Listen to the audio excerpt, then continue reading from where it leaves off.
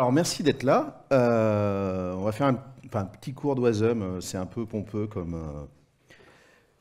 comme titre, avec des petites démos. Merci déjà à tous ceux qui ont été courageux, qui sont venus ici. Merci, j'ai déjà dit plusieurs fois à différentes personnes de Sunitech, mais merci de m'avoir fait venir, ça c'est cool, je suis super content, je suis ravi. Rapidement, qui suis-je? Je m'appelle Philippe Charrière, je suis Technical Account Manager chez GitLab. Je ne vais pas vous parler de GitLab aujourd'hui, je ne suis pas venu pour ça.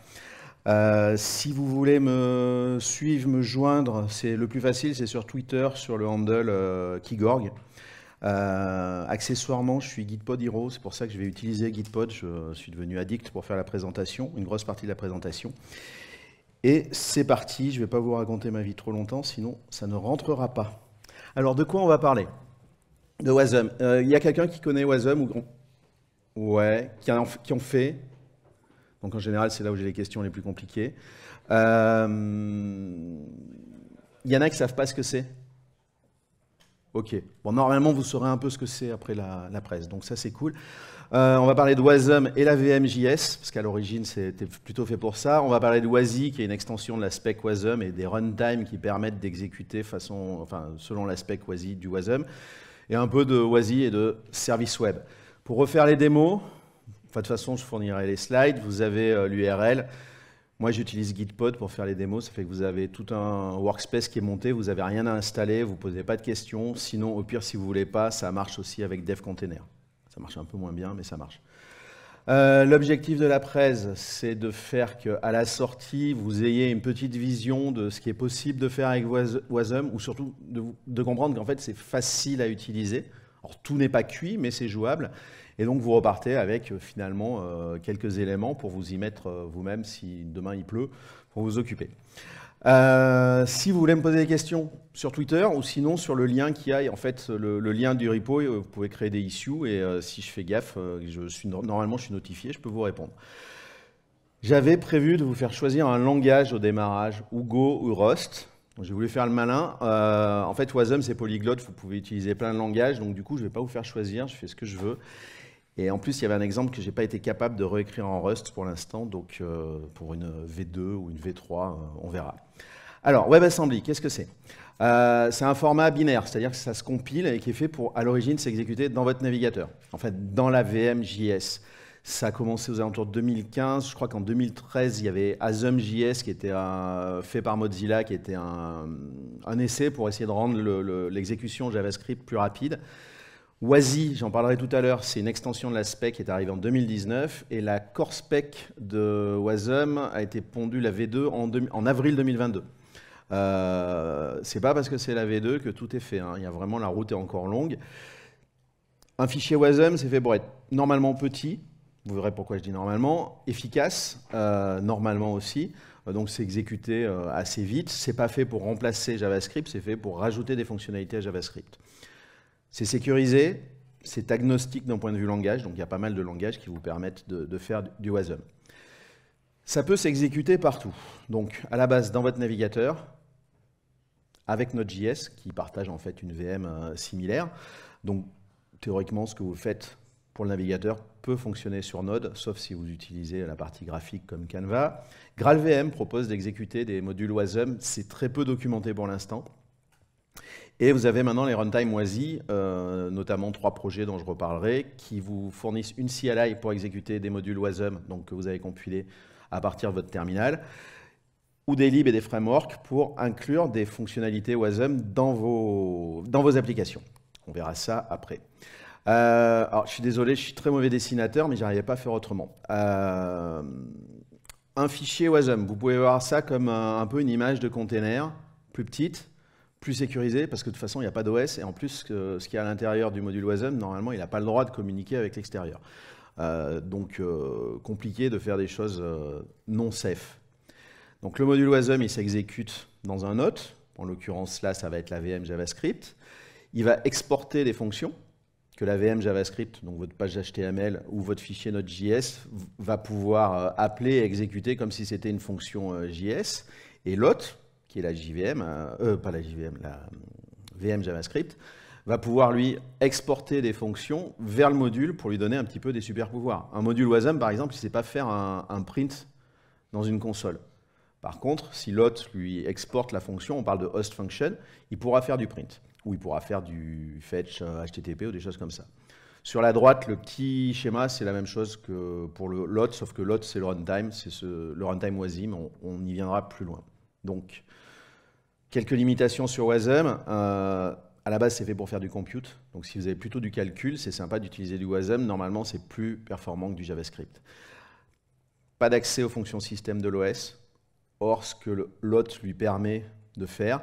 Pas d'accès à la mémoire non plus, sauf si l'hôte lui donne une ouverture, on va dire, sur une portion de mémoire. Par contre, le fait que ça soit safe par défaut, c'est une qualité finalement. Si on vous fournit un fichier WASM comme ça, normalement, il ne peut pas faire de mal à votre machine, enfin à votre page HTML. Alors, vous pouvez toujours faire des boucles infinies, hein, ça c'est encore un autre sujet. La communication entre l'hôte WASM, donc entre la page HTML par exemple, et le module WASM, elle n'est pas forcément simple parce qu'il n'y a que 4 types de données qui s'appuient sur de l'integer ou du float. Donc c'est un peu léger quand vous voulez faire passer une string. Il faut jouer avec des pointeurs. Moi je viens du JS, jouer avec des pointeurs, c'est un truc que je ne connais pas et que j'aime pas faire. Donc passer une string, retourner une string par exemple, c'est compliqué. Alors heureusement, l'intégration par exemple côté navigateur est plutôt bien faite, donc vous avez à vous occuper de rien. Et maintenant côté WASI, il y a des frameworks qui vous apportent des aides pour que ça soit plus facile et qu'un informaticien de gestion comme moi puisse faire du WASM. Donc ça c'est le gros avantage. Après vous pouvez tout faire de zéro, c'est juste qu'il faut avoir envie d'aimer que ça pique. Les toolchains très rapidement, essentiellement pour l'instant C++, Rust, AssemblyScript, qui est un subset de TypeScript, qui est dédié pour builder du WASM. Un petit peu de Go, puis il y en a d'autres. Je ne vais pas rester là-dessus, ça a peu d'intérêt, mais vous aurez le slide. Actuellement, WASM, qui est relativement jeune, quel est son statut? Alors, il y a un sondage, il y a un article qui est fait là-dessus, je vous invite à le lire, il est super intéressant. J'ai juste fait un petit résumé de ce sondage, c'est que l'utilisation de WASM est de plus en plus fréquente. Ça intéresse de plus en plus de gens. Souvent, c'est quand même pour de l'expérimentation. Faire du WASM avec du Rust, c'est pour l'instant ce qu'il y a de plus populaire et ça monte de plus en plus. Donc, si vous avez besoin d'une excuse pour faire du WASM, à la limite, regardez ça parce que c'est assez intéressant. Il y a quand même des gens comme moi, pour qui le WASM, ça pique un peu, qui aimeraient bien faire du WASM avec du Go. Donc, c'est déjà possible. Le support est un peu particulier par rapport à Rust, mais vous pouvez commencer comme ça. Le runtime WASI le plus utilisé, c'est WASMTime, probablement parce qu'en fait, il s'exécute aussi sur ARM. Donc si vous avez un tout petit Pi0, les derniers, parce que celui d'avant, ça ne marchera pas, ou un Pi3, vous pouvez exécuter du WASM dessus. Donc vous pouvez faire des choses assez sympas. Plus en plus d'utilisation, on a extrait WASM du navigateur pour l'exécuter côté serveur. Donc faire du serverless, faire des user-defined functions, des plugins pour des fonctions, pour des applications. Donc ça, on s'éloigne de la vocation initiale de WASM. Curieusement, dans le sondage, on marque JavaScript est devenu un langage utilisable pour WASM. JavaScript ne build pas pour du WASM, mais je vous explique pourquoi. Il y a un projet, il y en a plusieurs, mais il y en a un qui est fait par Shopify. C'est un interpréteur JavaScript qui peut être inclus dans un module WASM, et le module WASM exécute le JavaScript. Donc vous n'allez pas gagner en rapidité, mais par contre, vous allez avoir quelque chose vous pouvez demander à vos utilisateurs de vous fournir des fonctions, et elles sont encapsulées, sandboxées, et il n'y a aucun problème de sécu non plus. Il y a une boîte qui s'appelle Suborbital, qui est canadienne à Ottawa, qui a écrit un petit article là-dessus, parce qu'ils produisent des choses en WASM, et notamment la possibilité de faire des modules avec du JavaScript et du TypeScript en fait, hein. Et ça marche très bien. J'ai mis les liens là, vous pouvez aller les lire. L'article de Suborbital est super sympa à lire et super intéressant. Donc WASM dans le navigateur, j'ai commencé avec du Go, parce que c'était plus facile pour moi. C'est pas dur. Alors, l'intégration Go, WASM, JavaScript, elle est super simple. Vous avez quelque chose qui est fourni avec Go, qui est le fichier wasm_exec.js. Vous l'incluez dans votre page et globalement, vous pouvez commencer quasi tout de suite. Vous ne vous posez pas la question de comment se font les raccords entre je sais pas, les integers, le JSON. C'est tout simple. Une fonction WASM en Go, elle a toujours cette tête. C'est-à-dire qu'elle a deux paramètres.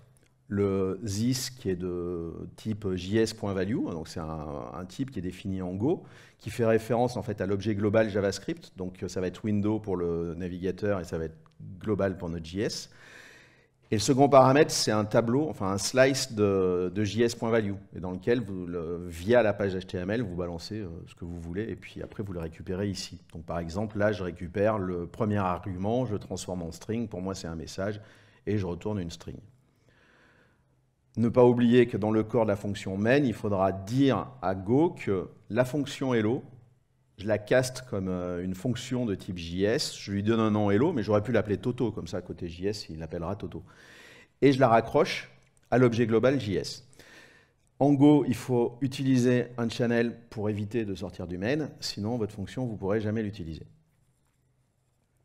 L'utilisation côté JavaScript, on va voir ça rapidement, elle est simple. Grâce au fichier qu'on a inclus, vous pouvez créer le runtime Go, là, en faisant new Go. Le WebAssembly Instantiate Streaming, c'est une API qui est maintenant dans tous les navigateurs récents.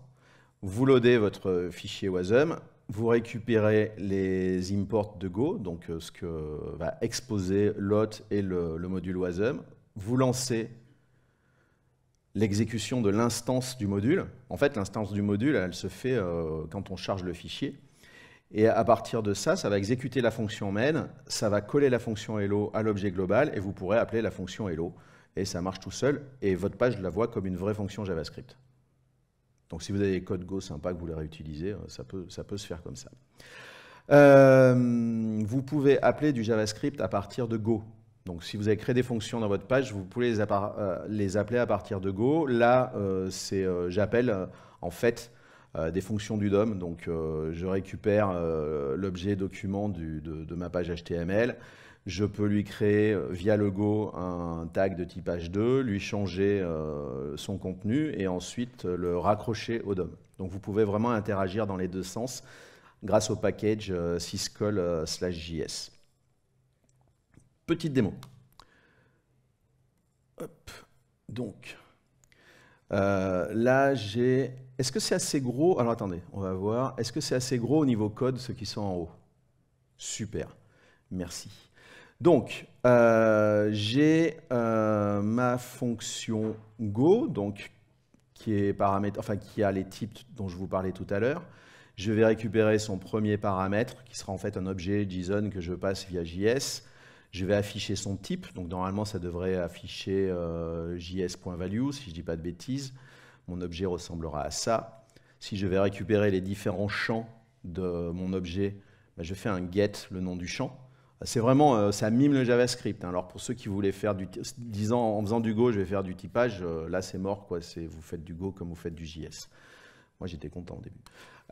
Et pour retourner un objet de type JavaScript, vous retournez une map de string d'interface. Donc une map de string d'interface, c'est une map dont les clés sont des strings et le reste, c'est, vous ne savez pas. Ça peut être tout et n'importe quoi.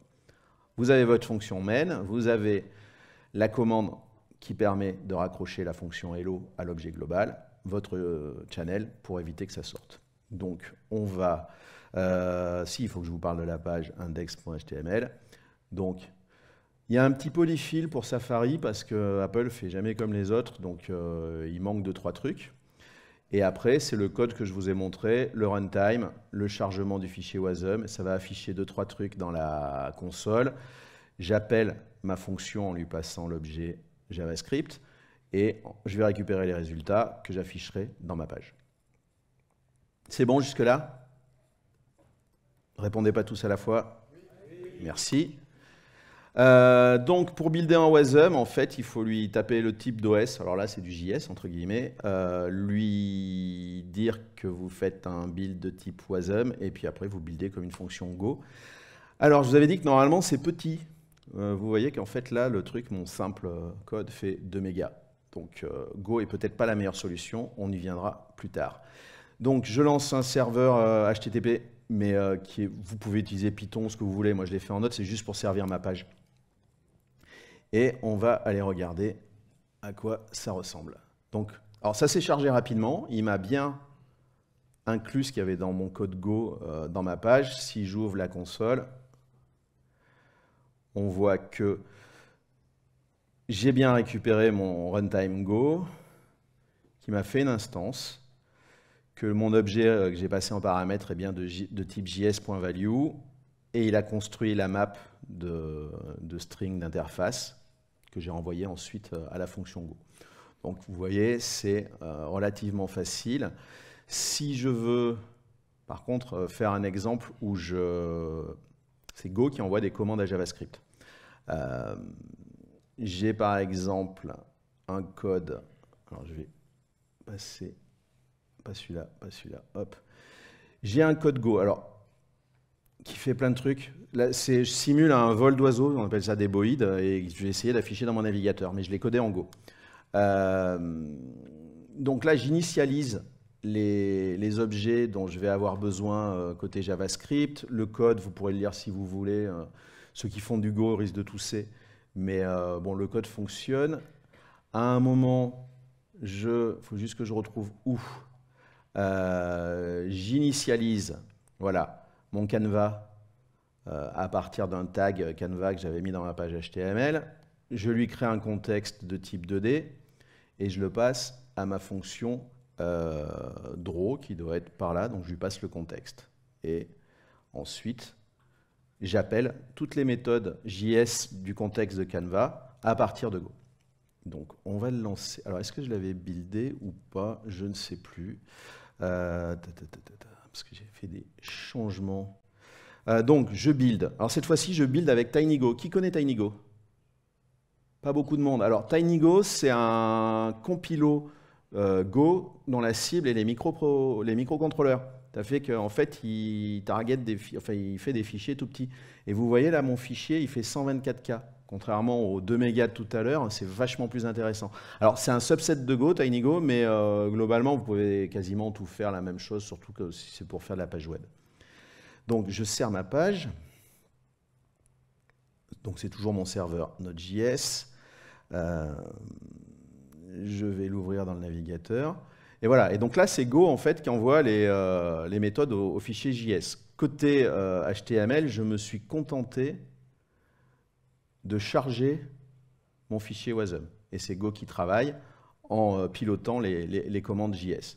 Il y a quelques temps, et c'est assez rapide, et il y a quelques temps, ça aurait été plus performant en fait que du JS. J'ai le même exemple que je ne vous montre pas maintenant, mais qui est dans le repo.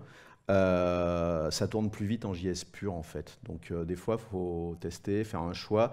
C'est cet exemple que je veux réécrire en Rust pour voir si Rust, la compile, est plus efficace à la fin. Mais à suivre. Donc, on va quitter ça, c'est pas la peine que le navigateur travaille pour rien. Hop, et on va repasser sur les slides. Vous êtes toujours là? Ok. Wasm avec Rust. Alors, je croyais que c'était difficile l'intégration et en fait, Geoffroy Coupry sur Twitter m'a dit bah, lis la doc, tu vas voir, ça s'est amélioré. Et bah, il a eu raison. Là, en fait, comme Go, hein, vous pouvez l'utiliser à la fois dans Node et dans la VM du navigateur. Et avec le projet Rust Wasm et Wasm Bingen, ça marche super bien, c'est super facile. Vous créez un projet Rust avec Cargo. Bon, pour ceux qui font du Rust, vous avez l'habitude. Vous modifiez le fichier toml en lui disant que la dépendance c'est Wasm Bingen. Et après, vous pouvez commencer à bosser. Donc en fait, une fonction Rust pour faire du Wasm, finalement, pour ceux qui ont un peu peur du Wasm, c'est simple. Hein. Là, j'ai une fonction hello à laquelle je passe une string et elle me retourne une string. Et c'est pas plus compliqué que ça. Alors après, quand vous allez plus loin, c'est un peu plus compliqué. Mais disons que si vous avez envie de vous mettre au Rust, ça peut être un bon moyen d'y aller en douceur. 2 choses à savoir. Quand vous allez builder avec WasmPack, enfin le tooling de Rust pour faire du Wasm pour votre navigateur, il faut bien lui préciser que la target, c'est web. Et quand vous voulez faire du Node.js, même si c'est le même code, il faut lui préciser que la target, c'est Node.js. Parce que ce que va faire Wasm, c'est qu'il va générer, enfin Wasm Bingen, c'est qu'il va générer l'équivalent du fichier tout à l'heure que j'utilisais en Go, mais il va le faire spécifiquement pour votre projet.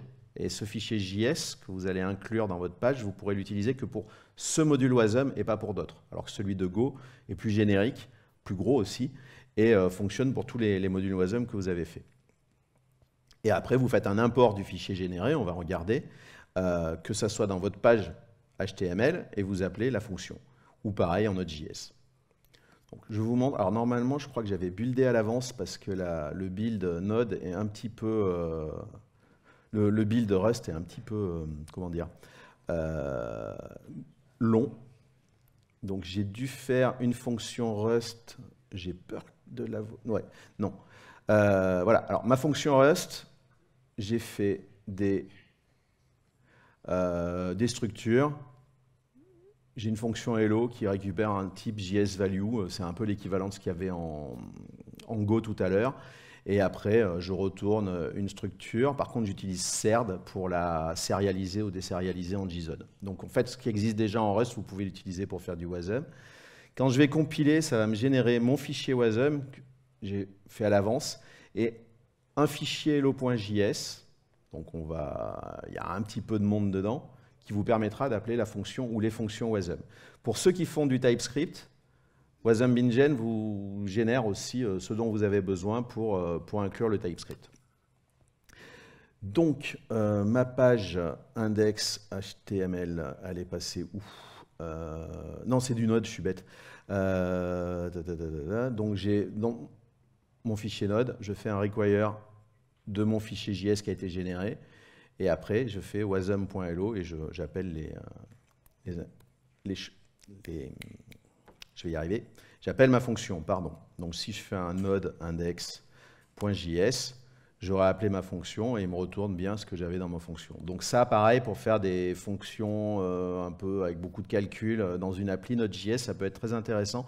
Il commence à avoir des packages NPM qui sont faits en Node.js, en Rust, je veux dire.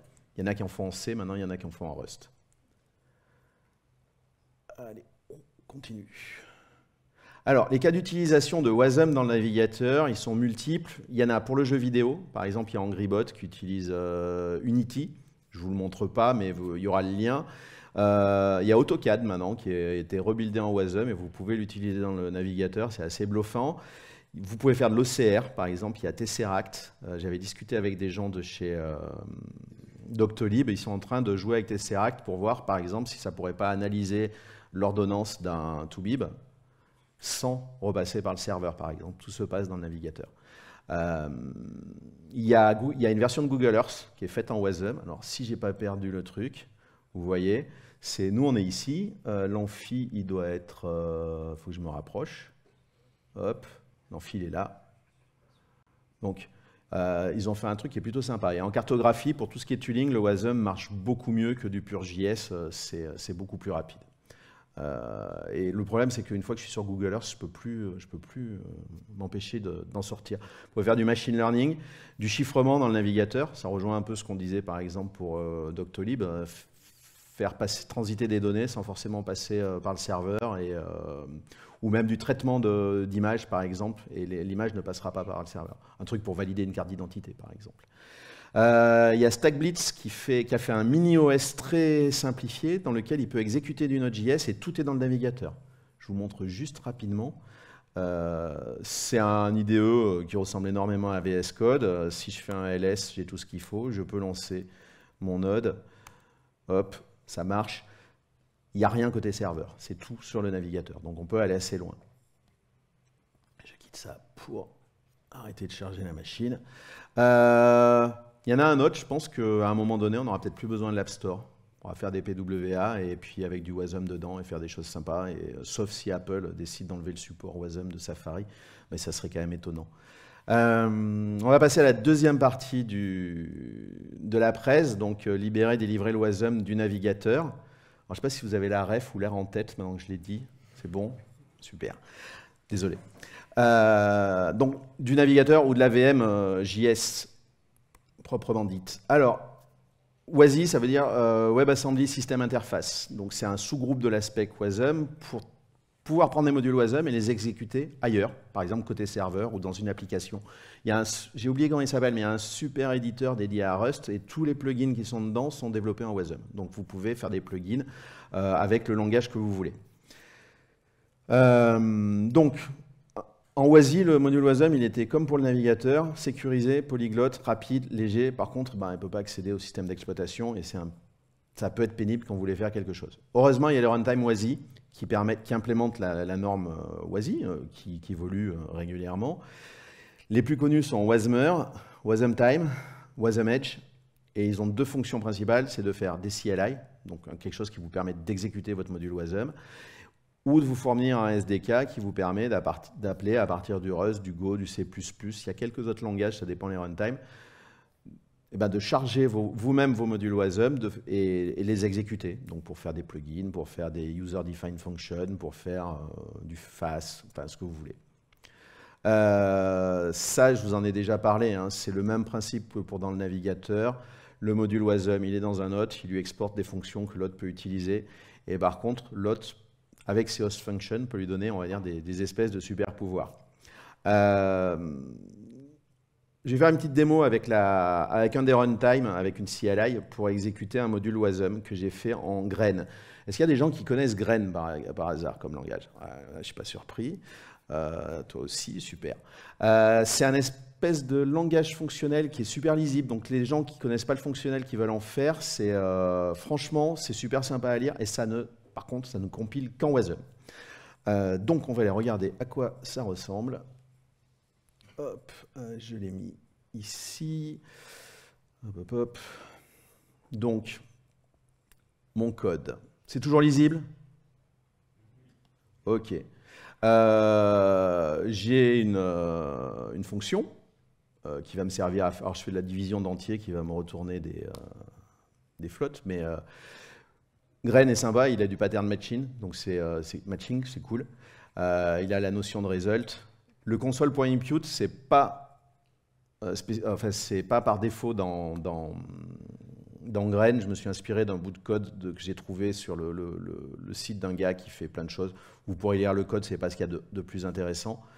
Donc pattern matching, gestion d'erreurs avec les results, comme ça. Donc ça permet d'avoir un code. Il n'y a pas d'exception en Wasm, en fait. Un petit peu comme dans Helm, vous ne pouvez pas, donc il faut gérer vos erreurs autrement. Est-ce que j'ai buildé J'ai une partie qui est buildée, mais pas tout, donc écoutez, on va lancer la chose. Hop. Donc pour compiler, c'est pas compliqué, hein. Grain compile. Alors ça prend un petit peu de temps, j'aurais dû le faire avant. Voilà, et pour l'utiliser, on va faire... qu'est-ce que j'avais utilisé? Wasmtime. Donc c'est un des runtime qui existe. Je veux lancer le module divide.wasm. Et là, je fais 10, 0, 0, il n'est pas content. 5.3, hop, et 2, il ne va pas être content non plus parce que normalement j'avais que des integers. Donc, mais vous voyez, vous pouvez vraiment commencer à faire des CLI avec ça, c'est super sympa. Et Grain, franchement, je trouve que c'est un petit langage cool à apprendre si vous voulez vous initier au fonctionnel. C'est pas mal du tout. Alors pourquoi utiliser des SDK, les SDK des runtime WASI dans vos applications? Comme je disais, pour faire par exemple vos propres CLI ou pour appeler des fonctions via un serveur HTTP par exemple pour les fournir et faire du FAS.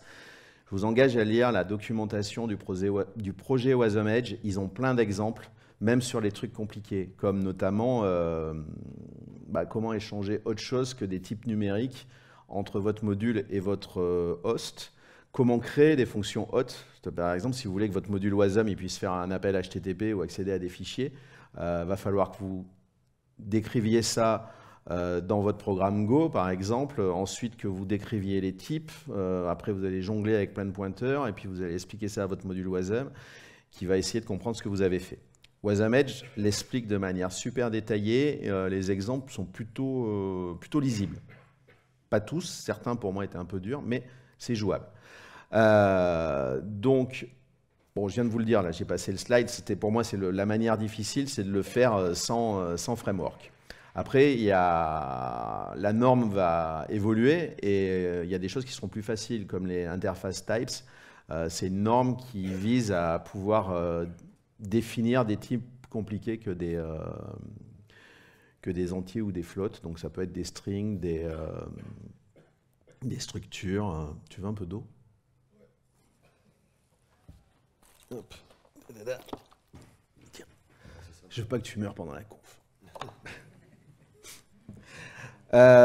Et donc, c'est un interface type, c'est un truc qui est super attendu par les devs. Il y a d'autres choses, mais pour pouvoir que ça devienne un peu plus simple de coder pour faire du WASM. Donc, le principe des host functions, hein, c'est que votre hôte va réécrire des fonctions pour exposer des possibilités de l'OS, comme du fetch, du read, du write, et va les importer. Enfin, elles vont pouvoir être importées car exposées par le WASM module qui pourra lui-même les utiliser. Alors, pour contourner ces limitations, j'avais essayé avec ce que faisait Wasm Edge. Honnêtement, j'y suis arrivé, hein, mais pour juste une string, renvoyer une string, c'était long, et quand je voulais aller plus loin, je suis perdu. Heureusement, il y a des frameworks qui existent au-dessus des SDK WASI. Alors, notamment, mon petit préféré de chez Suborbital, il a un framework qui s'appelle SAT, qui permet justement d'appeler, de faire des hôtes et des modules super facilement. L'avantage de SAT, c'est qu'il peut utiliser aussi bien Wasm Edge, Wasm Time que Wasmer. Donc, parce que certains ont des spécificités. Et Wasm Time, par exemple, lui tourne sur ARM. Donc, il suffit de le préciser à la compile et ça marche. Suborbital fournit aussi un outil qui s'appelle Subo, qui est une CLI en fait, qui s'occupe de générer les squelettes de votre projet dans le langage dont vous avez besoin, de faire le build. En fait, il monte une image Docker et vous n'avez rien besoin d'installer. Alors, vous pouvez faire du natif si vous voulez, mais c'est super pratique. Et ils fournissent des squelettes de projet qu'ils appellent les runables. C'est des modules Wasm, mais qui tiennent compte en fait de ce que le framework SAT, par exemple, expose. Donc, vous avez tout un squelette de modules qui est déjà utilisable et qui vous permet de faire, par exemple, du fetch ou facilement de l'écriture dans les fichiers. Et ça rend le développement Wasm, côté serveur, enfin côté WASI, on va dire, hors navigateur, beaucoup plus simple. Par contre, ce qu'ils font, vous ne pourrez pas l'utiliser dans votre navigateur. C'est vraiment en dehors du navigateur. Alors, une petite démo avec SAT. Il me reste combien de temps? Oh, je suis large, presque. Hop. J'ai dit une petite démo avec SAT. Alors, on va regarder à quoi ressemble le code SAT. J'ai fait du Rust, encore une fois, bon, de manière très simple. Ils ont créé je crois qu'on dit un trait, hein, qui implémente Runable, qui a toujours une fonction, alors, excusez-moi pour le message qui passe, qui a toujours une fonction run à laquelle vous pouvez passer un vecteur c'est quoi U8 déjà, comment ça s'appelle? Voilà, unsigned 8. Et après, en fait, vous pouvez transformer ça en string super facilement. Moi, ce que va faire mon Runable, est-ce que je suis dans le bon... Excusez-moi. Oui, ce que va faire mon Runable, c'est qu'en fait, il va appeler un serveur. Il va faire un get pour avoir récupéré les informations du serveur. Ensuite, il va récupérer le message, l'afficher et le retourner. Donc, hop... Qu'est-ce que j'ai de beau dans mon fichier? Il faut que je vous montre le code Go quand même, c'est ce qui est le plus intéressant. Donc mon code Go, il va juste récupérer les arguments que je vais passer au programme. Il va charger, dont le pass du fichier Wasm, il va le charger, il va l'instancier, il va l'exécuter. Enfin, il va exécuter la fonction qui est dedans. Donc c'est pas bien compliqué. Pourquoi j'ai dit create runable? Je suis complet. Excusez-moi, hein, je parle tout seul, mais je ne suis pas dans le bon répertoire en fait. Hop. Donc, la fonction Rust, je vous l'ai montré. Je vais builder mon runable avec la CLI de subo build. Je l'ai appelé ping. Hop. Donc en fait là, il me monte la toolchain Rust dans du Docker. Il va me faire le build. Alors je l'avais déjà buildé, je suis bête. Bon, tant pis. Mon fichier, alors pendant qu'il build, mon fichier JS, hein, c'est juste un petit serveur HTTP qui renvoie Pong. Rien de bien compliqué. Donc je vais faire un node Pong. Je suis pas au bon endroit. On va y arriver. 0,5, tac. Donc, j'ai mon serveur HTTP qui écoute. J'ai buildé mon module Wasm. Il faut que je build ma CLI Go. Je l'ai déjà buildé, donc on va pas s'embêter. Si je la lance avec quoi? Je lui avais dit http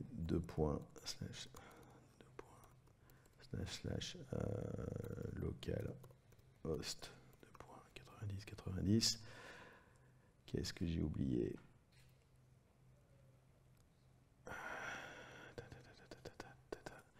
Je connais plus mes commandes par cœur, mais normalement j'avais fait un script.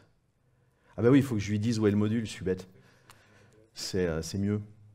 Donc ouais, je lance ma commande démo, je lui dis le chemin du module et je lui passe la valeur du serveur HTTP et il m'a bien répondu Pong.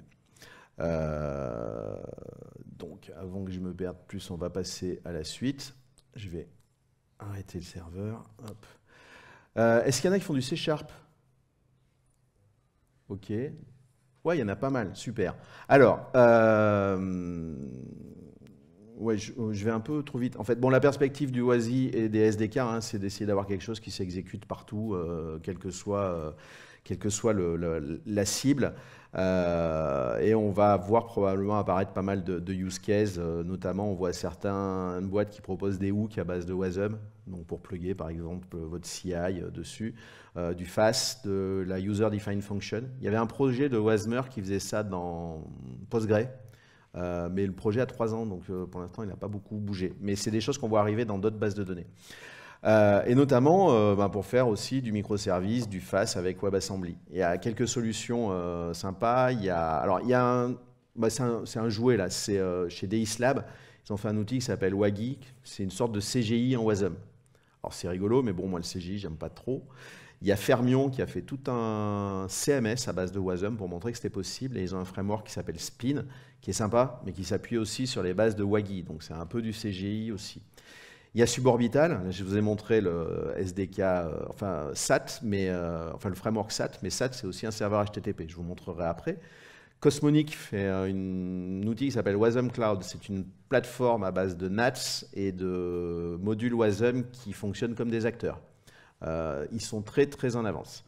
Et il y a .NET qui fait Blazor, mais qui restait, vous faisiez du .NET à la fois front, back, et ils sont en train de bosser sur le SDK WASI, que ce soit pour .NET Core et ASP.NET Core, où là, en fait, vous pourrez utiliser ce que vous voulez pour exécuter vos modules Wasm que vous avez fait en C#. Et ils sont plutôt en avance. Pour l'instant, le build est un peu gros, mais franchement, ils font des trucs super. Je vais essayer de ne pas planter la démo. Donc, elle était dans le 6. Moi, ça m'a donné envie de refaire du .NET.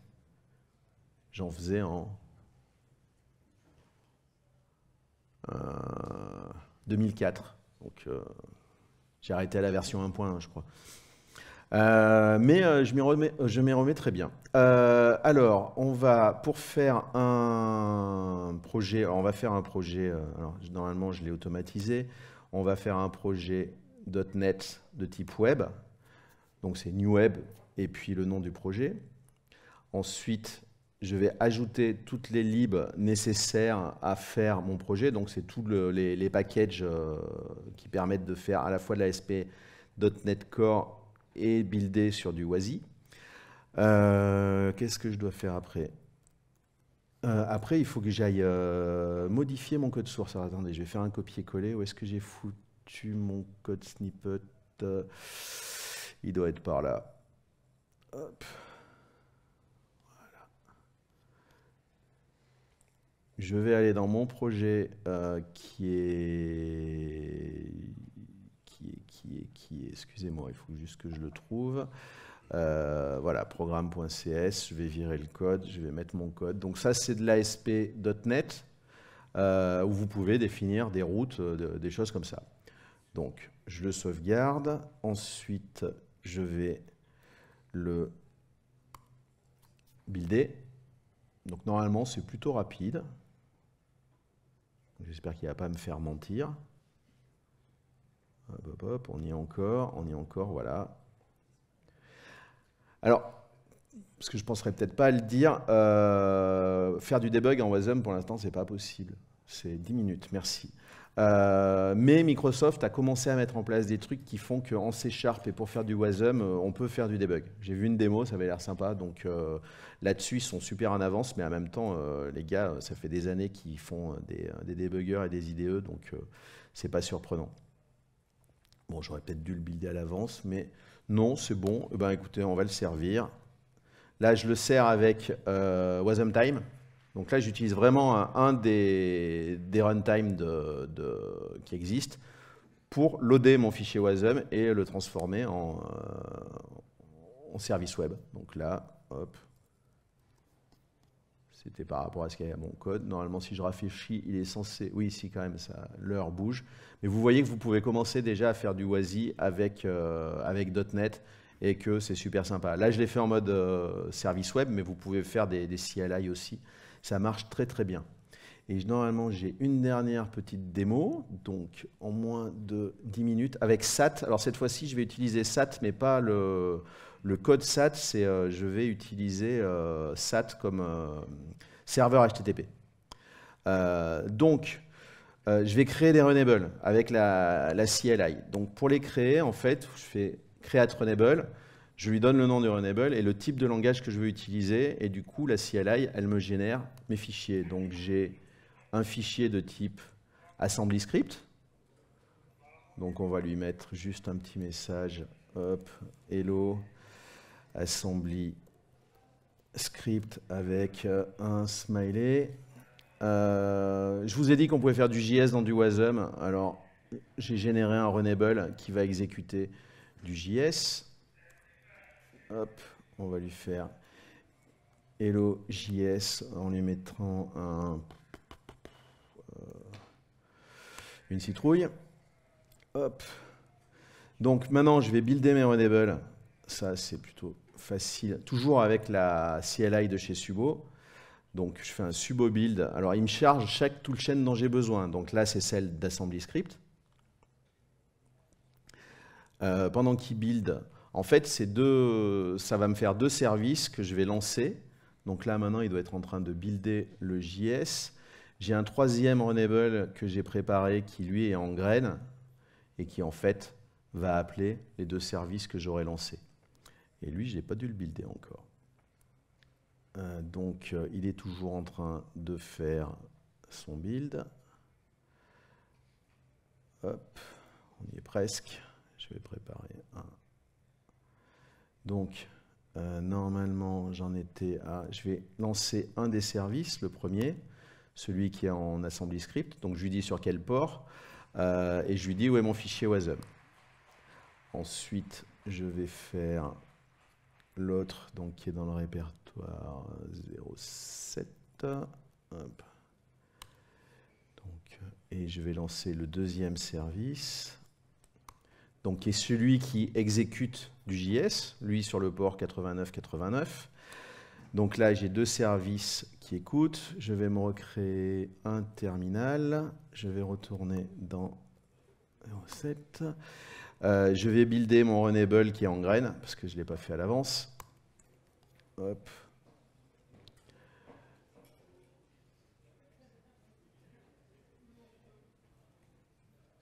Alors, je le build. Je vais le lancer en même temps.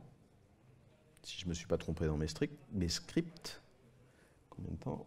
5 minutes, je suis super large. Hop, donc je le lance une dernière fois. J'ouvre. Donc là, du coup, j'ai trois services, en fait. Pour l'instant, vous suivez? Oh, ça s'est endormi. CD 07. Ah, mais j'y suis déjà dedans. Et je vais les interroger. Enfin, je vais interroger juste un service, le premier. Donc, juste avec un curl et je fais un post. Et donc, vous voyez, il le fait deux fois. On voit bien que j'ai le service JS qui a répondu, que j'ai le service grain qui a retourné quelque chose et que j'ai le service assembly script qui a répondu. Donc vous pouvez vraiment les faire discuter entre eux. Après, vous pouvez exposer, par exemple, il y en a certains qui, ça va le faire pour SAT justement bientôt, vous pouvez exposer du NATS. Donc vous pourrez vraiment avoir des modules WASM qui vont discuter, mais de manière super rapide. Donc c'est vraiment intéressant, mais déjà, moi je m'amuse à faire, je fais des bots, je fais des hooks. Avec ça, ça marche très bien. Et normalement, oui, si, j'ai un petit truc à vous dire quand même. Le futur de WebAssembly, il est lié à des specs et à l'avancement des specs. Si vous allez sur les specs, vous êtes un peu désespéré parce qu'elles avancent pas toutes très vite. Mais la plus active est celle des interfaces types et aussi de la gestion des exceptions. Par contre, le debugging, c'est plat. Donc, et ça, honnêtement, quand vous avez quelque chose de compliqué, c'est un petit peu galère. Mais il y a toute une liste de specs, elles sont intéressantes à suivre au moins pour savoir ce qui se passe. Et il y a de plus en plus d'acteurs. Il y a un truc qui s'appelle Bytecode Alliance qui s'est créé pour gérer ça. Et il y a des acteurs comme Cosmonic, mais Suborbital, mais aussi Microsoft. Il n'y a pas longtemps, il y a Bosch, je crois, qui s'est collé dedans. Il y a VMware. Les gens apportent vraiment de l'importance et de l'attention à ce sujet-là. Donc, j'ai tenu dans les temps. Combien de temps pour les questions? 2 minutes si vous avez des questions. Merci.